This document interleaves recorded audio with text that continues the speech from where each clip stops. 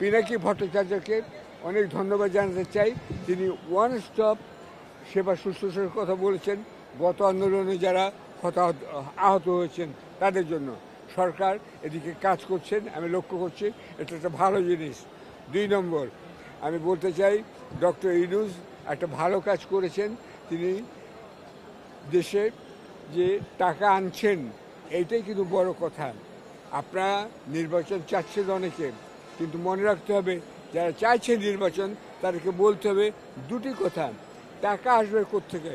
টাকা না আসলে আপনাদের ক্যামেরা থাকবে না, মাসে শেষে বেতনও পাবেন না এবং জিনিসপত্রের দাম কমবে না।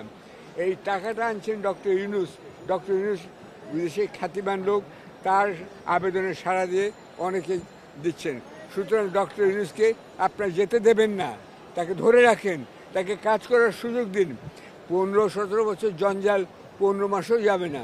তিনি যদি অনধিক 4 বছর নির্বাচনের কথা বলছেন, আমি তো বলবো অনধিক 10 বছরও বলেন না কেন, অনধিক 17 বছর বলেন না কেন। 17 বছর যদি আমাদের রাজত্ব করতে পারে, অনাচার করতে পারে, আর একটা লোক যদি 17 বছর ভালোভাবে রাজত্ব করতে পারে, তাকেই থাকতে দেন, সেটাও আমি বলতে পারি। আমি সেটা বলছি না। আমি চাই যে গণতান্ত্রিক নির্বাচন হোক, কিন্তু ডক্টর ইউনূসকে সময় দিন টাকা এনে যাতে উনি এখানে করতে পারেন। একটা কথা মনে রাখতে হবে, তার সাফল্য অসাফল্য, আসিফ নজরের সাফল্য অসাফল্য বিবেচনা করুন একটা দিক থেকে। আজকে আমরা সবাই মুক্তভাবে কথা বলতে পারছি, আজকে আদালত চলছে, আজকে আদালত একটা নিরপেক্ষ ভূমিকা পালন করছে, দলীয়করণ হচ্ছে, এটাই কিন্তু বড় সাফল্য। আপনার মনে রাখতে হবে এই সাফল্য চোখে দেখা যাচ্ছে, এটাই বড় সাফল্য। তারপর জিনিসপত্রের দাম স্থিতিশীল আছে, এটা আসছে সাফল্য।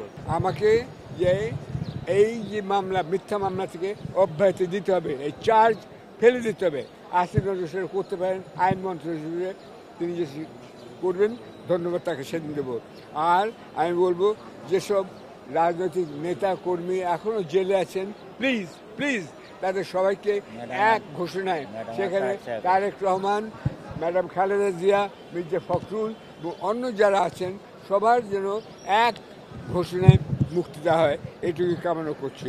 আপনাদের সবার নিরাপত্তা এবং বাজারে জিনিসপত্রের দাম যেন কমে, ডলারের দাম যেন, সোনার দাম যেন স্থিতিশীল থাকে, এটাই বুঝবেন উন্নয়নের সূচক। সেইভাবে আপনারা চলুন, ডক্টর ইউনূসকে সময় দিন, আপনারা ভালো থাকুন। সবাইকে লাল গোলাপ শুভেচ্ছা।